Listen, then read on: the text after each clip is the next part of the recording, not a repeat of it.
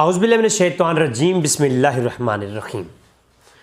دوستو، ہم نے مرزا صاحب کے جو المہند المفند کے اوپر اعتراضات تھے، بحمدی تعالیٰ 3 گھنٹے کے مدلدل گفتگو ہم نے ایک اعتراض کے اوپر دی ہے، اور حال ہی میں ہم نے المہند کے دفاع کے اوپر 2 بڑے کلپس جن کا دورانیہ تقریباً 6 گھنٹے کے قریب کا بنتا ہے، ہم نے گفتگو علمی قرآن اور حدیث سے کی ہے بحمدی تعالیٰ۔ آج ہم ایک اور بہت ہی خاص مسئلے کو چھیڑنے جا رہے ہیں، اور اس کے اوپر ایک پوری سیریز آئے گی۔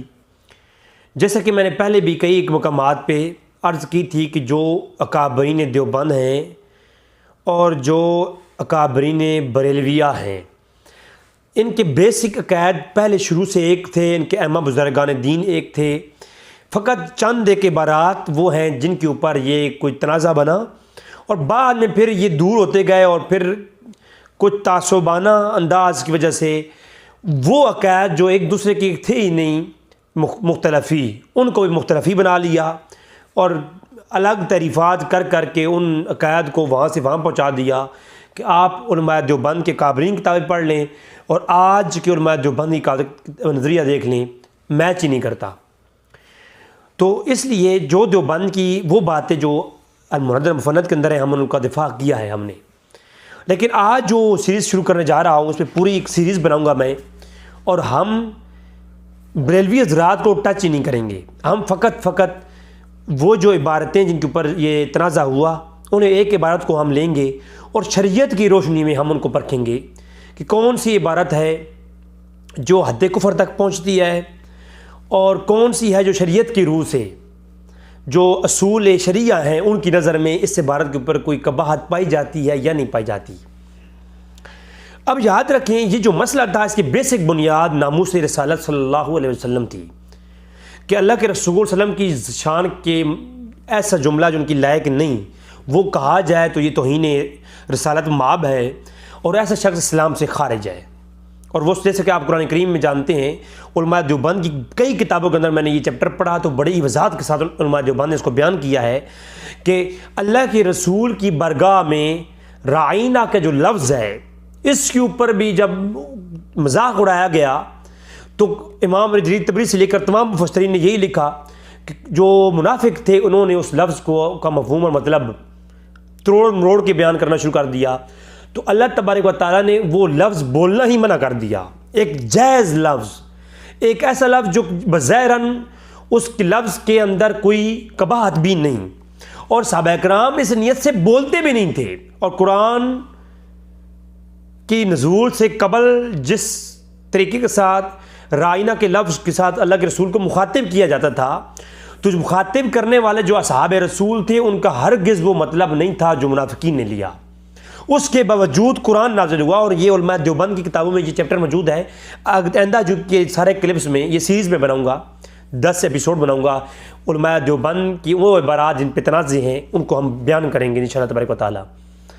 تو اللہ کے رسول کی ذات کی طرف وہ لفظ جو بظاہراً ٹھیک ہے اور صحابہ کرام اس نیت سے بولتے بھی نہیں ہیں، اللہ تبارک تعالیٰ نے جب دیکھا کہ منافقین اس کا مفہوم غلط لے رہے ہیں تو اللہ نے فرمایا کہ اب یہ لفظ جو کہ صحیح لفظ ہے نہیں بولنا، کیونکہ غیر اس لفظ سے ناجائز فائدہ اٹھا رہا ہے اور میرے محبوب کی شان میں ایسے لفظ کا ارتکاب کر رہا ہے جو اس لفظ کا حقیقی معنی ہے اسے ہٹا کے اسے پیش کر رہا ہے، تو لہٰذا یہ لفظ قابل قبول نہیں ہے۔ تو اللہ نے کہہ دیا کہ میرے پیارے صحابہ میرے نبی اپنے صحابہ سے کہہ دیں کہ رائنہ اب یہ لفظ نہ کہا جا کریں، انظر کہا کریں۔ تو یہ اللہ نے اپنے نبی کا، اپنے محبوب کا ادب سکھایا ہے۔ یہ علماء دیوبند کی کتابوں سے ہی میں نے پڑھا ہے اس چیپٹر کو، اور انشاءاللہ آگے ہم لائیں گے بھی کہ علماء دیوبند حضور کی توہین جو ہے، حضور کے ادب کے متعلق اور توہین کے متعلق جب یہ آیت پیش کرتے ہیں تو دلیل بناتے ہیں اس آیت کو، اور بہت ساری کتابوں میں بحمدی تعالیٰ جو ہے اس چیپٹر کو ملتا ہے، یہ چیپٹر ملتا ہے، تفصیلی چیپٹر ہے، انشاءاللہ آگے ہم گفتگو کے ساتھ آ جائے گا۔ آج ہم بات کریں گے اشرف علی تھانوی صاحب کی ایک عبارت ہے حفظ الایمان کے اندر، اس کو دیکھیں گے شریعت کے نظر میں کہ کیا آیا قرآن و حدیث، اجماع اور قیاس کے جو اصول ہیں ان کے اوپر سے عبارت کو پرکھیں گے، اور جو قرآن میں حدیث میں ادب رسول سکھایا گیا ہے اس کی بنیاد پر اس عبارت کی حقیقت کیا ہے. ہمارا کوئی لین دین نہیں کسی سے بھی جو کوئی ان عبارات کے متعلق کیا کومنٹس کر چکا، ہمیں اس کے ساتھ کوئی لین دین ابھی نہیں ہے. ہم ابھی صرف ایک سائڈ پہ سب چیزوں کو کر کے ہم فقط اس روایت کو اس عبارت کو ہم دیکھیں گے کہ کیا یہ عبارت ایک نارمل نیوٹرل شخص جب اس عبارت کو پڑھتا ہے تو وہ اس کا نظریہ اس عبارت کے متعلق کیا ہے.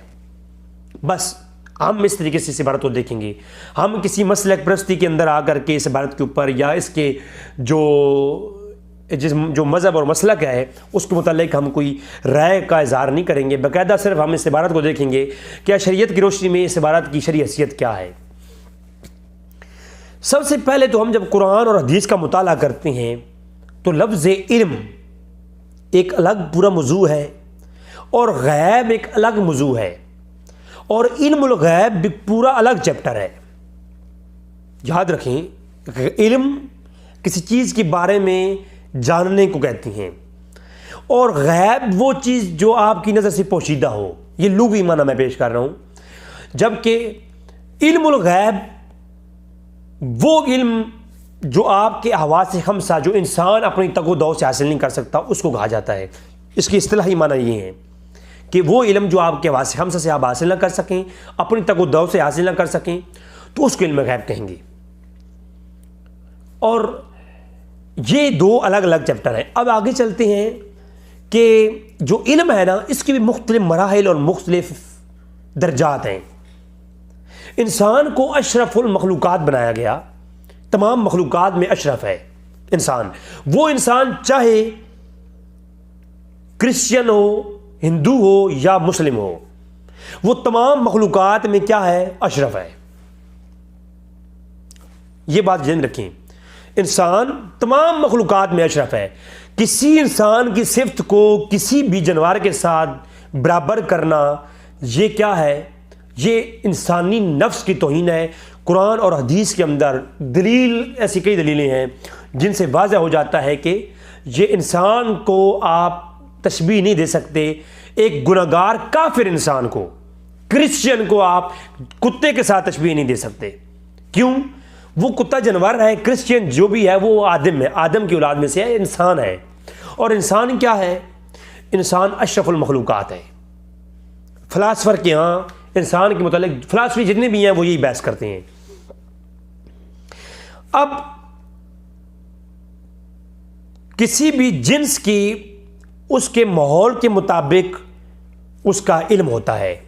کتے ہیں، جانور ہیں، چونٹی ہے، دنیا کی وہ ہر مخلوق جو غیر انسان ہے اس کو اللہ نے علم بھی دیا ہے، اس کو شعور بھی دیا ہے.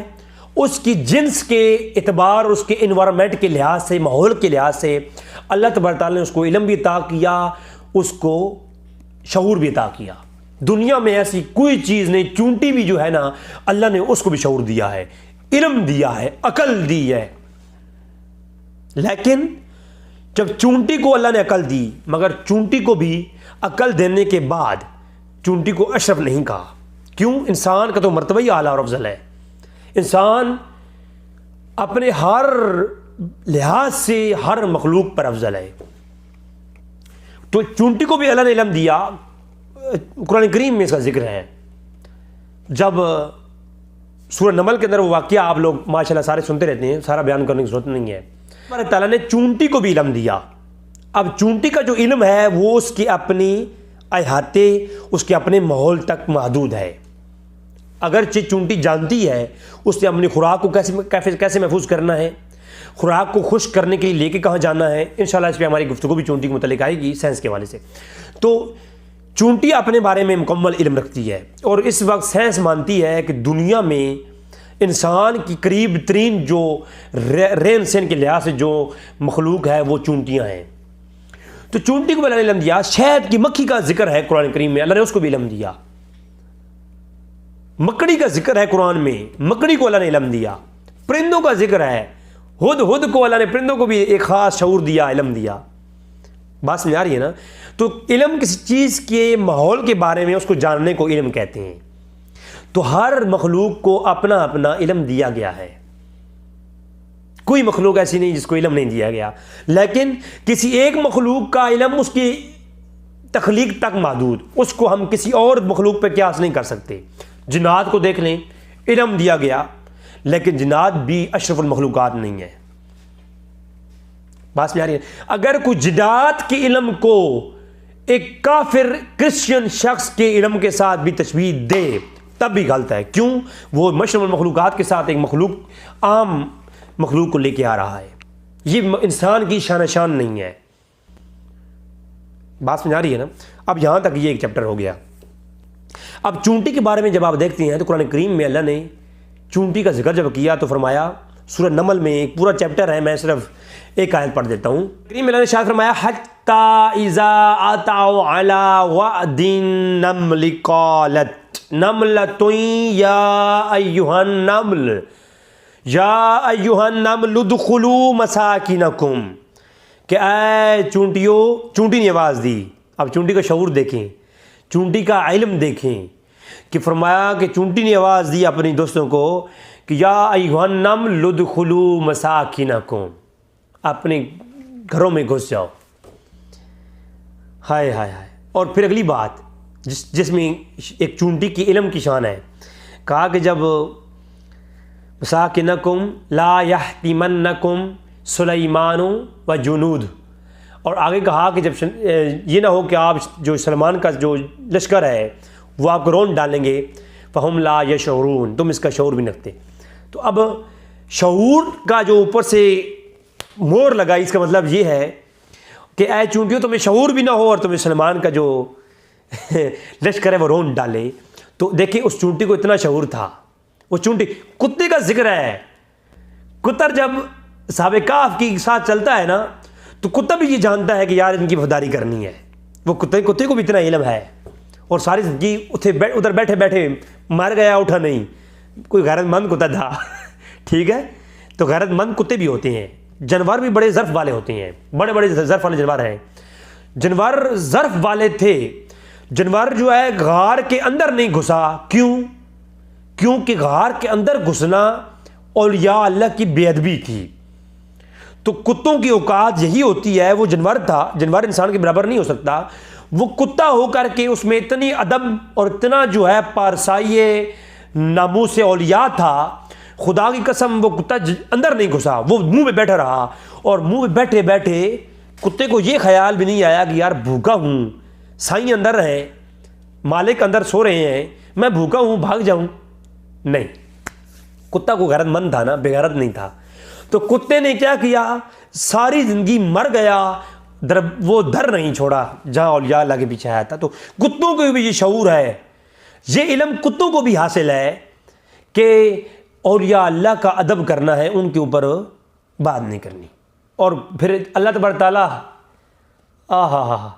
میرا سونا رب جو ہے نا، پھر جب کوئی ادب کرے ولیوں کا، نبیوں کی تو پھر شان ہی کچھ اور ہے نا، جب کوئی ولیوں کا ادب کرے تو میرا اللہ تبارک و تعالیٰ اتنا اس کا پاس رکھتا ہے کہ کتا بھی اگر ہونا تو ذکر قرآن میں کر دیتا ہے۔ خیر میرا یہ موضوع نہیں ہے، ابھی میرا موضوع تھانوی صاحب کی عبارت پہ چل رہا ہے۔ تو کتوں کو بھی اللہ نے شعور دیا اور علم دیا، اور کتوں نے اپنے اس علم کا لاج بھی رکھی، اس کو پیش کیا۔ کتوں کے پاس بھی علم، جانوروں کے پاس بھی علم، چونٹی کے پاس بھی علم، مگر یہ سارا علم بھی ہو ایک کافر انسان جو ہو، جو مسلمان نہیں، اس کے علم کے ساتھ بھی تشبیہ دینا یہ انسان کی شان نہیں ہے۔ کیونکہ انسان کیا ہے؟ اشرف المخلوقات ہے۔ اس کے علم کے ساتھ، انسان کے علم کے ساتھ دنیا کی ساری مخلوقات کا علم جمع بھی کر لو، جنات کا بھی، تو وہ انسان کے علم کے ساتھ برابر نہیں ہو سکتا۔ علمی طور پر بھی انسان افضل ہے، اور بھی اشرف ہے انسان ہر تمام مخلوقات پر۔ تو لہٰذا کسی غیر مخلوق کو انسان کے ساتھ تشبیہ دینا بھی کیا ہے؟ یہ انسانی توہین ہے، اور یہ تمام کے ہاں اس پہ جو دنیا میں جتنے بسنے والے لوگ ہیں وہ اس توہین کو مانتے ہیں۔ دنیا میں جو جس کا کوئی مذہب نہیں، وہ بھی یہ جانتا ہے کسی انسان کے ساتھ کسی غیر جانور کا تشبیہ دینا یہ ٹھیک نہیں ہے۔ آپ کفار کو دیکھ لیں، دیکھیں کوکا پنڈت، دیکھیں ہندو مت کے ہاں ایک کوکا پنڈت نام کا بہت بڑا رائٹر گزرا ہے، اور اس نے کئی ایک کتابیں لکھی انسانی نیچر کے اوپر۔ اس نے انسان، مرد و عورت، ہر کسی کی نیچر پہ کتاب مرتب کی۔ تو اس نے اپنے شاستر کے اندر یقین کریں اپنی انتہائی دنیا کی تحقیقات کرتے ہوئے اس نے کئی ایک جانوروں کی نیچروں کو انسانوں کے نیچروں کے ساتھ ڈیفائن کیا ہے. اور ہندو مت کے یہاں مہا بھارت آپ پڑھ لیں, مہا بھارت کو آپ جو آج کل ترجمے مل جاتے ہیں, تو مہا بھارت کے اندر بھی آپ دیکھیں تو انہوں نے کئی ایک مقامات پر انہوں نے جب انسان کے یعنی وہ کرتے ہیں شان بیان کرتے ہیں انسانی اور انسانی شکتیوں کا ذکر کرتے ہیں, تو وہ پیش کرتے ہیں کہ انسان کو ہر طرح سے یعنی دنیا میں جتنے مذہب بھی ہیں وہ یہ بات مانتے ہیں کسی غیر انسان جانور کو آپ انسان کے ساتھ تشبیہ نہیں دے سکتے. اور یہ کیا ہے؟ یہ جو ہے توہین انسانی ہے.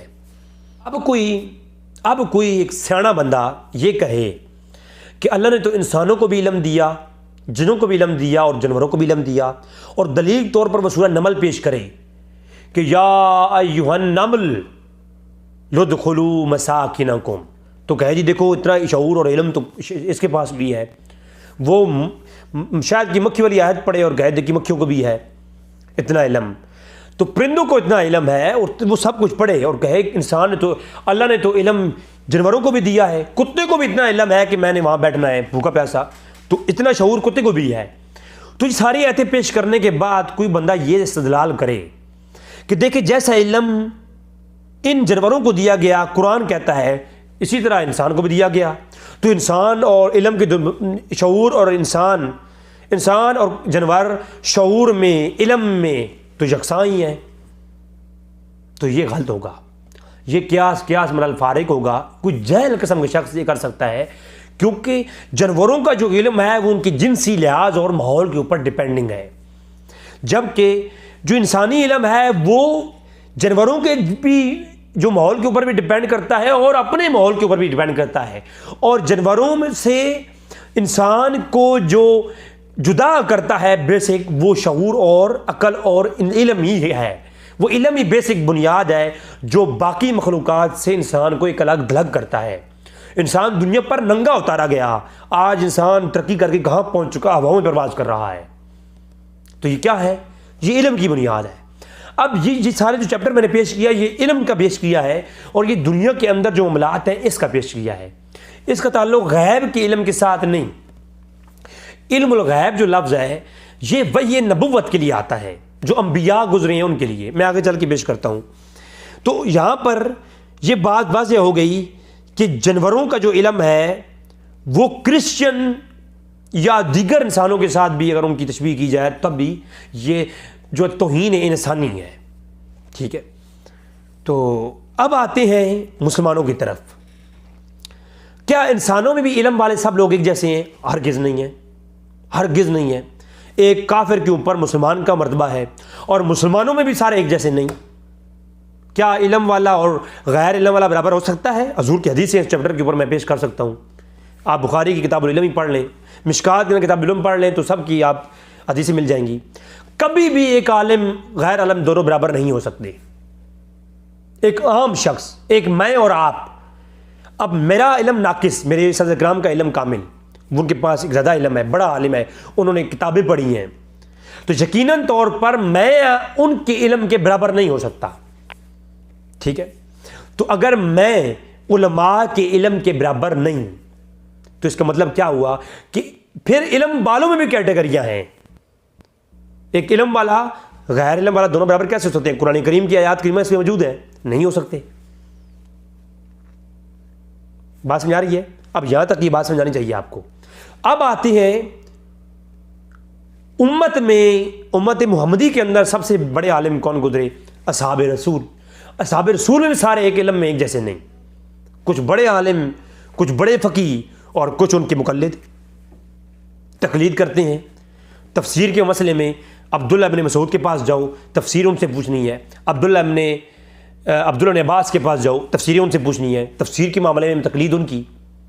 میرے پیارے صحابہ, آپ خود قرآن اللہ کے رسول سنتے ہیں تو یہ تشریح اور توسیع جو ہے آپ نے عبداللہ ابن مسعود سے کیوں یا عبداللہ ابن عباس سے کیوں؟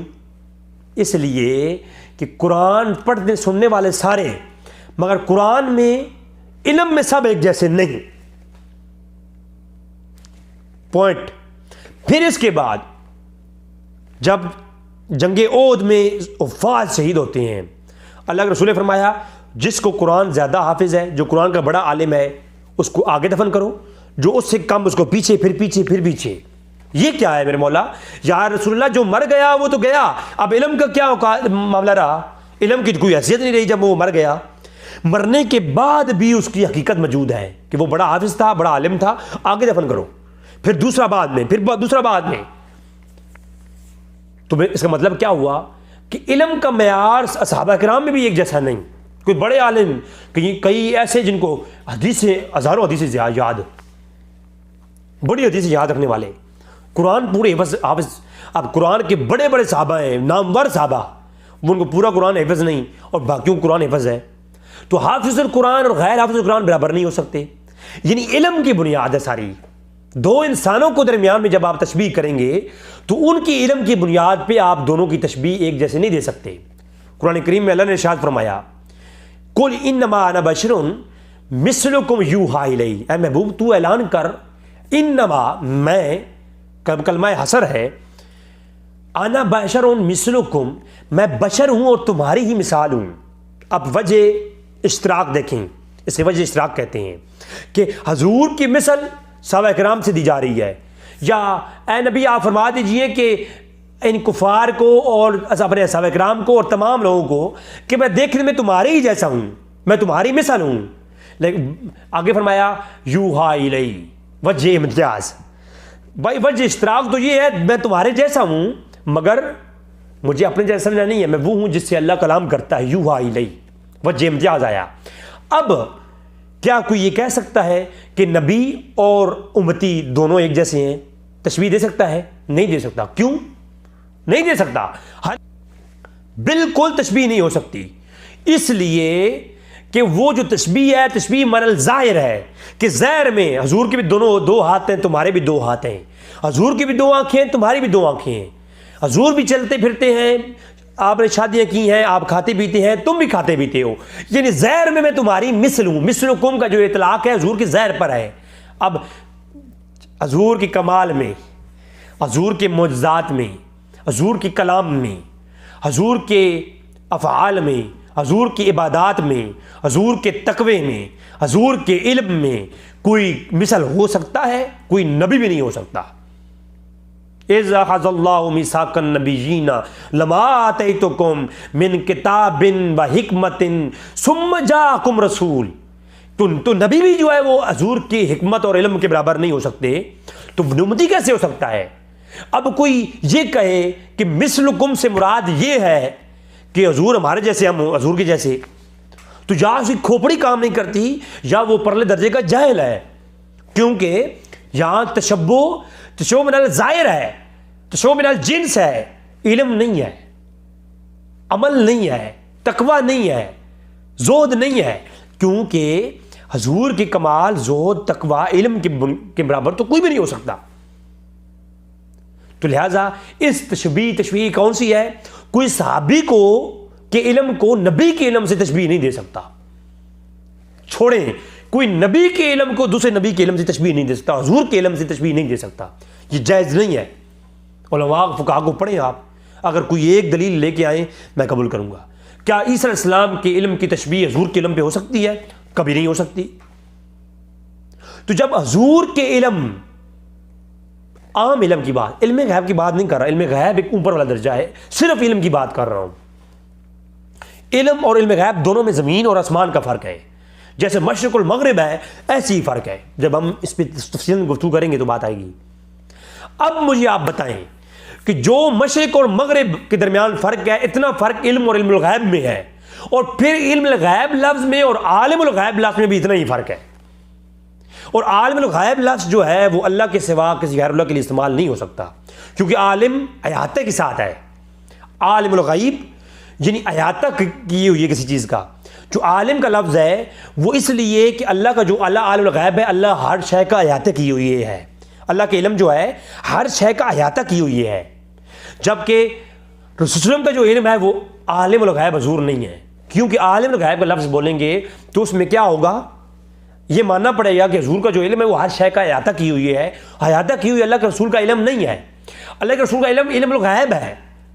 اس عالم الغیب کے علم کے خزانوں میں سے علم ہے بعض، وہ بعض کتنا ہے اس کا اطلاق مکان و مشکون پہ ہوتا ہے، اللہ کے علم عالم الغیب میں سے بعض۔ ابھی ٹاپک کیا ہے؟ علم۔ تو علم میں نبی کے برابر کوئی نبی بھی نہیں ہو سکتا۔ اب جو علم الغیب ہے وہ علم الغیب وہ علم ہے جو علم النبوت ہوتا ہے۔ اگر غیب کی بات کوئی سائنسدان جان لے، جادوگر جان لے، یا کوئی اللہ کا ولی جان لے کرامات اور الہام کے ذریعے، تو اس کو کشف کہیں گے، علم الغیب اس کو بھی نہیں کہہ سکتے، کیونکہ ولی کی جو ریاضات ہیں، اس نے جو نوافل کی کثرت کی ہے، اپنی محنت کی ہے، اللہ کا قرب حاصل کیا ہے، تو اپنی نوافل کی محنت کے ساتھ اور عبادات کی محنت کے ساتھ اس نے جو قرب حاصل کیا، اس بنیاد پہ اگر اس پہ کوئی القاء ہوتا ہے یا اس کی پاکیزگی تقوی کے اوپر جو ہے اتنا اس نے اپنے آپ کو پاک کر لیا کہ اللہ کی طرف سے اس پہ کوئی الہام ہوا ہے، تو وہ الہام علم غیب نہیں ہوگا، کیونکہ علم الغیب وہ ہے جو حواس خمسہ کی تگ و دو سے حاصل نہ کیا جا سکے۔ جبکہ یہ جو الہام اور یہ چیزیں ہو رہی ہیں جو یہ اللہ کے ہاتھوں پہ ہوتی ہیں، مولانا تھانوی صاحب نے بوادر و نوادر میں اور جمال الاولیاء میں اور حکایت اولیاء میں ایسے کئی واقعات لکھے ہیں اولیاء اللہ کے، کہ وہ، اور اسماعیل دلوی نے اپنی صراط مستقیم میں لکھا ہے کہ اللہ کے ولی ایسے ہوتے ہیں جو کچھ ہونے والا ہوتا ہے قبل از وقوع سے جان لیتے ہیں، تو وہ علم الغیب نہیں ہے، یہ بات ذہن میں رکھیں، اسے علم الغیب نہیں کہیں گے۔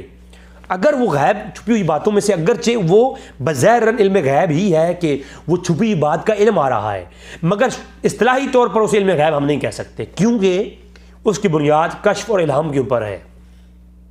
اس کی بنیاد کدھر ہے؟ کشف اور الہام کے اوپر، اور کشف اور الہام ولی کی عبادات اس کے تقوی کے اوپر بنیاد پر ہے، اور جو تقوی عبادات نوافل تقوی وہ اس کی اپنی جسمانی کاوش کی بنیاد پر ہے، جبکہ جو نبوت ہوتی ہے وہ کوئی عبادات کرنے سے حاصل نہیں ہوتی، وہ ایک اللہ کی طرف سے دی ہوئی کمپیٹنسی ہوتی ہے، اور نبی کو جو علم دیا جاتا ہے وہ نبیوں کی تگ و دو کی وجہ سے نہیں، اللہ خود ان کو عطا کرتا ہے، وہ علم الغیب ہے، وہ یہ نبوت علم الغیب ہے۔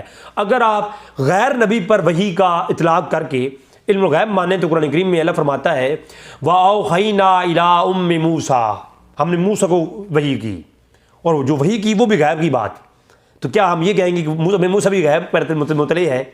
اطلاع الغیب، اخبار الغیب کا جو عقیدہ ہے، یا علم الغیب کا عقیدہ جو ہے، یا انباء الغیب، یہ سارے عقیدے یہ خاص نبوت ہیں، یہ نبوت کا خاصہ ہیں۔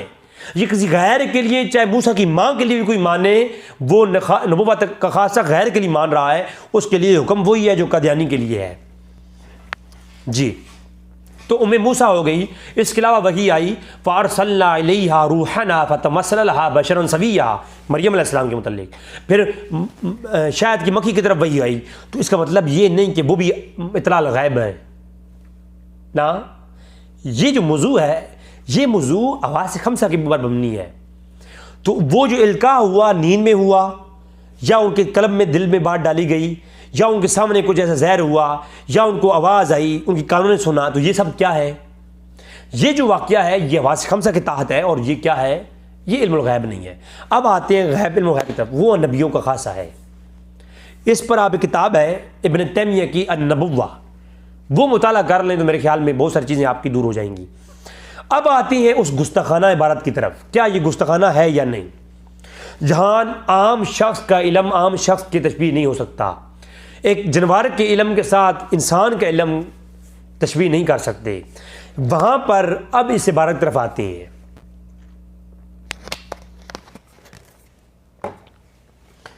مولانا تھانوی صاحب کہتے ہیں کہ مولانا تھانوی صاحب میرے اپنے ایک بیسٹ یعنی مصنف ہیں، ان کی کئی کتابیں میں پڑھی ہیں، میری نظر سے گزری ہیں، بڑی اچھی کتابیں ان کی موجود ہیں، مگر ایک شخص جو 150-200 کتاب لکھ دے تو وہ ایک مسئلے میں خطاب پہ چلا جائے اور وہ مسئلہ ایمان و کفر کا ہو، تو میرے خیال میں پھر اس کی ہم تائید نہیں کر سکتے۔ اگر ایسا ہی ہو تو مرزا قادیانی کی جو کتابیں ہیں، آپ 112 کتابیں آپ اس کی دیکھیں تو ان کتابوں میں کئی باتیں صحیح بھی ہیں، تو کیا ہم وہ صحیح باتوں کو لے لیں گے؟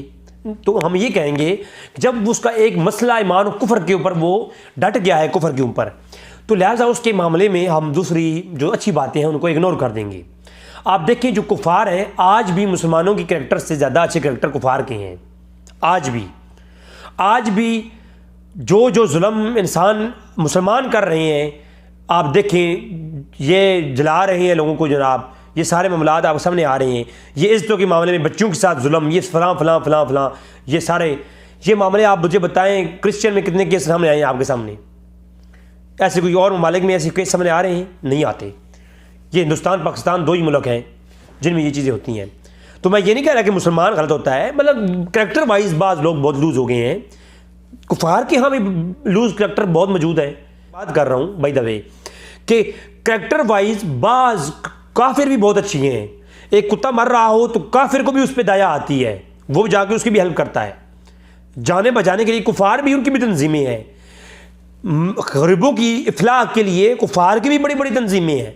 تو کیا کفار کو ان کے اچھے ان اعمال کا بدلہ ملے گا؟ نہیں ملے گا، جب تک کہ وہ برگاہ رسالت میں اپنے ضامنہ ترمز طے نہیں کرتے اور اپنا جو ہے وہ سر خم نہیں کرتے، اس وقت تک وہ جتنے مرضی اچھے اعمال کریں ان کے اعمال کسی کام کے نہیں۔ قرآن کریم میں 7 آیات ہیں اس کے اوپر، اور ریڈی کلام میں کر چکا ہوں۔ تو جب کفار کو ان کے اچھی کمال کا بدلہ نہیں، اس وقت تک آپ دیکھیں پروفیسر کید مور کو دیکھیں آپ، اس نے قرآن اور سائنس کی پوری کتاب لکھی ہے، اور اس نے قرآن کریم کی کئی ایک باتوں کو سائنس سے ڈیفائن کیا ہے۔ تو قرآن کریم کی تحقیقات کے اوپر انگریزوں نے کتابیں لکھی ہیں، تو کیا ہم کہیں گے انگریز جو ہے وہ حق پر ہیں؟ نہیں، ان کی ساری باتیں ٹھیک ہیں، مگر ان کی جو وہ رسول صلی اللہ علیہ وسلم کی ذات کو نہیں مانتے، تو ہمارے لیے ان کی کوئی وہ تحقیقات کسی قابل نہیں ہے۔ اس لیے مولانا تھانوی صاحب کی کتابیں میں نے پڑھی ہیں، میرے مطالعے میں ہیں۔ آپ کوئی کتاب کا نام لیں، میں آپ کو اس کتابیں سینڈ کروں گا PDF کی صورت میں، میری ویب سائٹ پہ موجود ہے۔ مگر ایک بات غلط ہے تو میں نے آپ کے سامنے تمہیدی گفتگو کر دی ہے، اسی قانون کے تحت آپ یہاں پر دیکھیں ذرا۔ کہتے ہیں کہ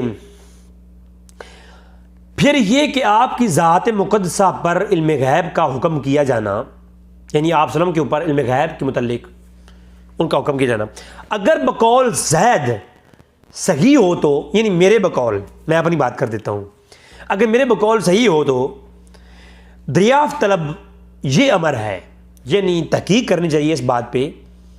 یہ جو ایک بات ایسی ہے جس کے اوپر غور کرنا چاہیے، کون سی بات ہے؟ کہ اس غیب سے مراد بعض غیب ہے یا کل؟ اب اس میں بھی اختلاف ہے، کوئی اس کائنات میں ایک مسلک بھی ایسا نہیں جو اللہ کے رسول صلی اللہ علیہ وسلم کا علم کل مانتا ہو۔ آپ کہیں گے یار بریلوی حضرات مانتے ہیں، نہیں مانتے۔ بریلوی حضرات یہ کہتے ہیں حضور کا جو علم ہے وہ اس کائنات کے حوالے سے کل ہے، زمینوں اور آسمانوں کا کل علم ہے، باقی جو معاملات ہیں وہ کل نہیں ہے۔ قیامت کے جنت و جہنم کے بعد کیا ہے اور مخلوقات سے پہلے کیا تھا، کسی کا کوئی عقیدہ نہیں ہے، کوئی بریلوی کتاب میں نہیں لکھا ہوا۔ بلکہ حضور کا جو علم ہے وہ تو مقید مانتے ہیں، ما کانا و ما یکون کے درمیان میں۔ یہ ما کانا و ما یکون 2 حدیں ہیں۔ ما کانا جہاں سے اللہ نے مخلوقات شروع کی، ما یکون قیامت کے بعد جنت کی جانے تک کا سفر۔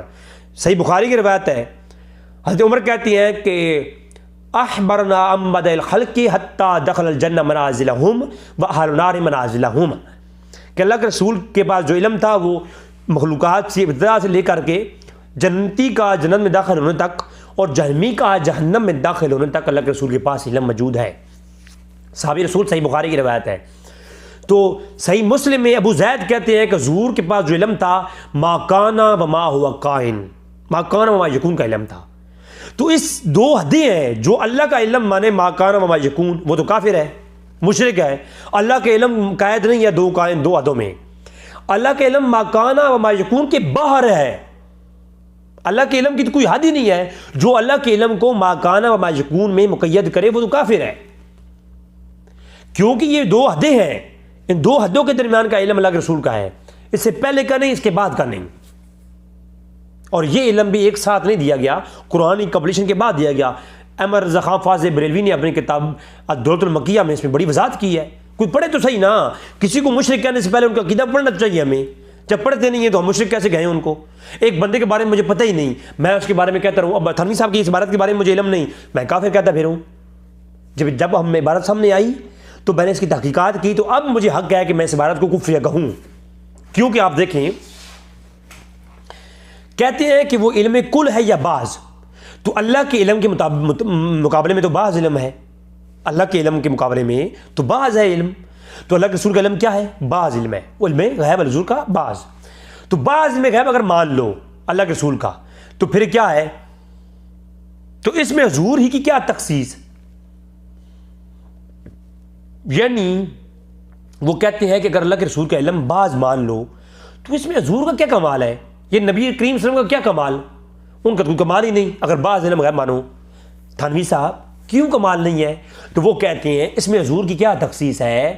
ایسا علم غیب جو بعض اللہ کے رسول کو حاصل ہے نا, ایسا علم غیب تو زید و عمر, آپ کو اور مجھے اور سب کو, بلکہ ہر سبی و مجنون, یعنی سبی و مجنون یعنی بچے اور پاگل. یار آپ مجھے بات بتائیں, علم الغیب کیا ہے؟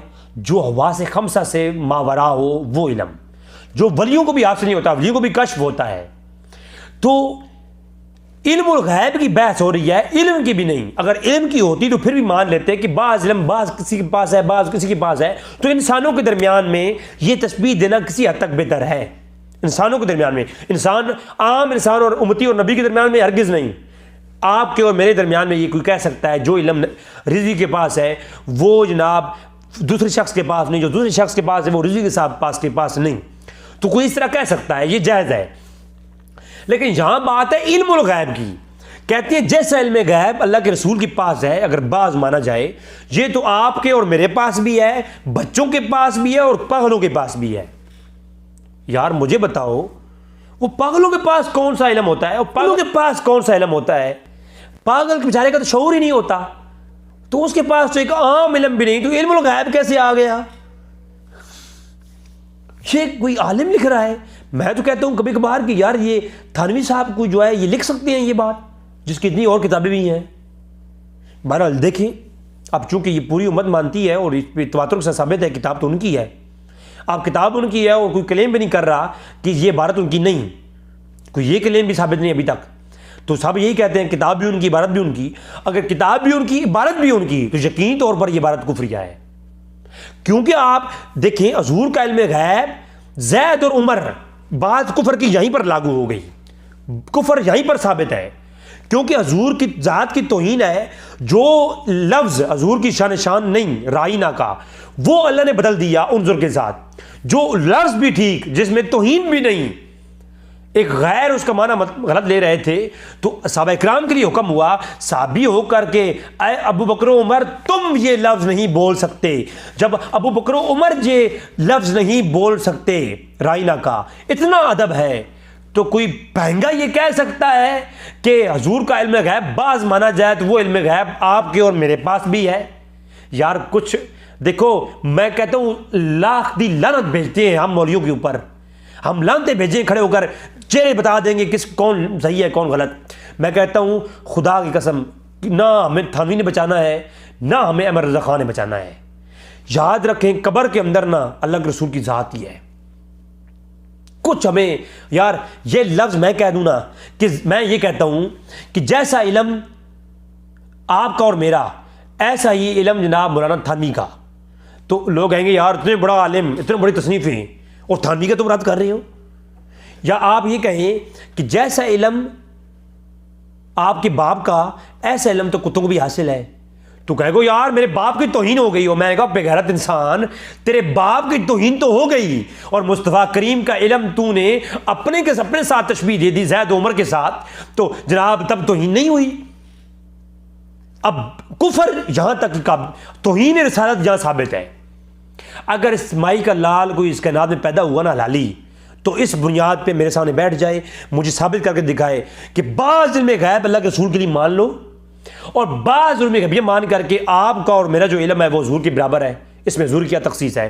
اللہ کے بندے صحابہ اکرام کے علم کے ساتھ تیرا میرا علم نہیں مل سکتا, اور صحابہ کے علم عبداللہ بن مسعود کے علم کے برابر نہیں, اور کسی صحابی کا علم اللہ کے رسول کے برابر نہیں. بعض علم مانا جائے بعض علم میں, تو جناب وہ کیسے تم کہتے ہو کہ تمہارا میرا علم اگر بعض اللہ کے رسول کا علم مانا جائے تو وہ تو حاصل ہے علم غیب. اچھا اب یہاں پر بات روک دیتے تو پھر بھی بات تھی. اگلی بات سنیں, کہتے ہیں یہ جو علم غیب ہے نا صرف تمہیں مجھے نہیں, یہ تو بچوں اور پاگلوں کو بھی حاصل ہے. میں نے کہا مولوی یوں تم کہتے ہو لفظ علم غیب غیر اللہ کے لیے مانا جائے تو کیا ہے؟ شرک ہے. اطلاع الغیب ماننا چاہیے. تو اب بچوں کو بھی علم غیب ہے یار, خدا کے لیے یار اتنا یار تم لوگ یار. یہ مولانا صاحب کی جو یہ عبارت ہے یہ کفریہ ہے, اس کے اوپر کوئی کمپرومائز نہیں ہے, کوئی لڑائی جھگڑے والی بات نہیں. یہ دیکھو ہمارے اباؤ اجداد کے ساتھ کوئی ایسا کرے ہم برداشت نہیں کر سکتے, تو اللہ کے رسول کے متعلق ایسے لفظ ہم کیسے برداشت کر لیں؟ میں یہ کہتا ہوں علماء دیوبند ہیں جتنے بھی ہیں وہ آج یہ کہہ دیں بھائی یہ نہ ہم تھانی صاحب کے ساتھ ہمارا تعلق ہے نہ اس عبارت کے ساتھ تعلق ہے, میں تو آج کے وہ علماء جو ان عبارات کا دفاع نہیں کرتے میں ان کو بھائی کہتا ہوں. لیکن جو ان عبارات کے دفاع کے اوپر کلپ بنا رہے ہیں ویڈیوز, میں ان سے گزارش کروں گا آج وہ ان عبارات سے انحراف کر دیں. میں کہتا ہوں بڑے بڑے علماء دیوبند کو ہم نے اپنے سینوں سے لگایا ہے تو ان کو بھی لگا لیں گے. آج کے علماء کو ہم لگائیں گے سینوں کے ساتھ, ٹھیک ہے. تو آپ جانتے ہیں میرا مزاج یہ نہیں کہ میں کسی مسلک پرستی کرتا ہوں, نہ جو بات صحیح ہے میں آپ کے سامنے دلائل کی روشنی میں بات کر رہا ہوں. پھر آگے لکھتے ہیں جب ادھر تک بات نہیں بلکہ لکھا بلکہ جمی حیوانات اور بہائم کے لیے بھی حاصل ہے. یہ کفر صریح ہے. یہ ایسے لفظ ہیں جن کے اندر کوئی تعویل بھی نہیں ہو سکتی کہ جیسا علم اللہ کے رسول کا. اب جو علم تم نے اللہ کے رسول کے لیے مان لیا, دیکھیں نا علت کیا ہے اس میں, علم غیب یا علم یہ فیصلہ نہیں ہے. چاہے علم مانے علم غیب مانے, وہ جتنی مرضی تعویلیں کریں, ہر تعویل قابل قبول ہے اس عبارت کے اوپر. میں بیٹھ کر کے پہلے اس عبارت پہ یہ سوچتا رہا کہ اس عبارت کی وہ تعویل کروں جس سے تھانوی صاحب کفر سے بچ جائیں. میں 1 گھنٹہ اس عبارت پہ سوچتا رہا کہ وہ کون سی علمی تعویل ہو سکتی ہے اس عبارت کے اندر, مگر اللہ کی قسم ایک احتمال بھی نہیں پایا جاتا اس عبارت کو کفریہ ثابت نہ کیا جائے. یعنی ایک احتمال بھی ایسا نہیں جس کی وجہ سے اس عبارت پر جو لزوم کفر ہے وہ اٹھا لیا جائے. کوئی ایک بھی تعویل اس کی نہیں بنتی. میں صرف اس بات پہ دعوت دوں گا اپنے جتنے بھی سننے والے ہیں بھائی کہ جو یہ کہتے ہیں یہ عبارت کفریہ نہیں, میں ان کو اپنا واٹس ایپ نمبر دے رہا ہوں, میرے ساتھ رابطہ کریں, مجھے ایک برادرانہ طور پر وہ تعویل بتائیں جو تعویل اس عبارت پہ فٹ ہوتی ہو. بس بحث نہیں کرنی, وہ تعویل بتا دیں جو اس عبارت پہ فٹ ہو جائے اور یہ عبارت اس کے اندر سے جو کفر ہے وہ یہ کفر نکل جائے, ٹھیک ہے نا. اب ایک چیز جو اللہ کے رسول کے لیے مان لی گئی, خود کہتے ہیں کہ جیسا علم اللہ کے رسول کا علم غیب, تو اس میں حضور کی کیا تخصیص, یہ اللہ کے رسول کو یہ علم ہے اس کی کیا تخصیص؟ ایسا علم تو جمی حیوانات کو بھی حاصل ہے. یہ صریح کفر ہے, یہ صریح کفر ہے. یعنی جو علم جو چیز اللہ کے رسول کے لیے مان لی گئی اسی عبارت میں مانی گئی کہ اللہ کے رسول کے لیے یہ بعض ہے, تو وہ بعض جو اللہ کے رسول کے لیے ہے وہ جانوروں میں ماننا, یار اللہ کے رسول کا علم جانوروں میں تم تسلیم کرتے ہو. دیکھیں نا, میں ایک چیز جو مولانا صاحب ابھی سن رہے ہیں غصے میں ہو رہے ہیں, میری ویڈیو سن کے جو مولانا صاحب نیلے پیلے ہو رہے ہیں, میں ان سے یہ کہوں کہ جیسا علم آپ کو حاصل ہے ایسا علم تو ہمارے محلے کے گدوں کو بھی حاصل ہے. مولانا صاحب بھی برداشت کریں گے؟ یار جس قلب پر وحی نبوت نازل ہوئی, جس قلب اطہر کے اوپر قرآن نازل ہوا, جس علم کی بنیاد جس علم کو کوئی نبی نہیں پہنچ سکتا, وہ علم غیب نہیں, عام علم کی بنیاد آپ کر لو. ایک عام علم بھی اللہ کے رسول کا مان کر کے اللہ کے رسول کے بارے میں یہ کہا جائے کہ جو علم ایک عام علم اللہ کے رسول کو حاصل ہے, ظاہراً علم جسے ہم کہتے ہیں, علم غیب نہیں کہتے, تو جو ظاہری علم اللہ کے رسول کو حاصل ہے ایسا علم تو جانوروں کو بھی حاصل ہے, جو ایسا کہے وہ بھی کافر ہے. تو علم الغیب, یار علم الغیب تو نبوت کا خاصہ ہے, وہ تو غیر نبی کو بھی نہیں آتا ملتا. ولیوں کے اوپر جو کشف ہوتا ہے وہ بھی جو ہے علم غیب نہیں میرے نزدیک. تو میں یہ عرض کرتا ہوں تو جو علم غیب اللہ کے نبی کو بعض موجود ہے وہ جانوروں میں کیسے آ گیا یار؟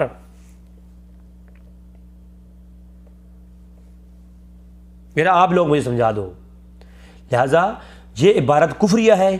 جب تک مولانا تھانی صاحب کا کوئی ایسا رجوع سامنے نہ آئے یا ہمیں کسی کتاب سے مل جائے تو ٹھیک, ورنہ اس عبارت کے لکھنے والے بھی توہین رسالت کی ہے, انہوں نے توہین رسالت کی ہے, اور لہٰذا اس عبارت کفریہ ہے, صراحت کے ساتھ ثابت ہے یہ کفر عبارت ہے, اور اس عبارت لکھنے والا بھی کافر ہے. اور اس سے شخص جو کافر ہے اس عبارت اس کے متعلق کوئی دفاع کرتا ہے یا اس عبارت کفر کا جو کفر کا دفاع کرے وہ یقینی طور پر کافر ہے. یہ میں خدا کی قسم کہہ رہا ہوں, میں نے اس عبارت کے اوپر امام ابو رضا خان کی بحث نہیں پڑھی. میرا کوئی تعلق اس عبارت کے اوپر بحث کرنے کا تعلق بریلویوں سے نہیں ہے. ایک عام مسلمان نیوٹرل انسان ہونے کے ذریعے میں اس عبارت کے اوپر بات کی ہے. میں فقط ایک سویے کی بات کہتا ہوں کہ اس عبارت میں جو اللہ کے رسول کے علم کو, وہ علم غیب ہو یا عام علم ہو, اس کو عام انسانوں کے علم اور جانوروں کے علم کے ساتھ جو تشبیہ دی گئی ہے یہ توہین کی گئی ہے, اور توہین علم مصطفیٰ کی توہین کے اوپر فتویٰ کفر ہے, اور یہ عبارت کفریہ ہے اور اس کے لکھنے والا بھی کافر ہے. اور جو بندہ اس عبارت کا دفاع کرے, تعویلی کردہ پھرے من گھڑت, اور وہ جانتا ہے کہ عبارت کفریہ ہے, اس معلوم ہو چکا ہے کہ یہ علم نبوت کو جانوروں کے علم سے تشبیہ دی گئی ہے, تو ایسا کرنے والا کون ہے؟ کافر ہے. تو وہ جو اس کی دفاع کرے گا جو دیوبندی, وہ بھی کافر ہے. اور جو دیوبندی اس کے بارے میں خاموش اختیار کر لیتے ہیں, وہ کوئی کلام نہیں کرتے, وہ بھی ان کے بارے میں ہم کفر فتویٰ نہیں دیتے. اور جو آج ایسے ہزاروں دیوبندی ہیں جو ان عبارات سے ناواقف ہیں, وہ ان پہ بات نہیں کرتے, نہ ان پڑھتے ہیں, نہ توجہ دیتے ہیں, لہٰذا وہ ان کو بھی ہم کافر نہیں کہیں گے. لیکن جو ویڈیو بنا رہے ہیں, اس کے دفاع میں لکھ رہے ہیں, ان کا وہی حکم ہے جو عبارت لکھنے والے کا ہے. کیونکہ بولنے والے کا بھی وہی جرم ہوتا ہے, نقل کرنے والے کا بھی وہی جرم ہوتا ہے, اور بیان کرنے والے کا بھی وہی جرم ہوتا ہے. تو یہ آج ایک پہلی عبارت تھی مولانا تھانوی صاحب کی, جس پہ ہم نے علمی اور تحقیقی گفتگو کی ہے. اللہ تبارک تعالیٰ سے دعا ہے کہ رب تعالیٰ ہمیں مصطفیٰ کریم کے مقام کو سمجھنے کی توفیق عطا فرمائے, اور انسانیت کے اندر جو سب سے افضل مخلوق ہیں مصطفیٰ کریم صلی اللہ علیہ وسلم کی ذات, ان کو سمجھنے کی توفیق عطا فرمائے, ان کے علم کو سمجھنے کی توفیق عطا فرمائے. وما علینا الا البلاغ المبین.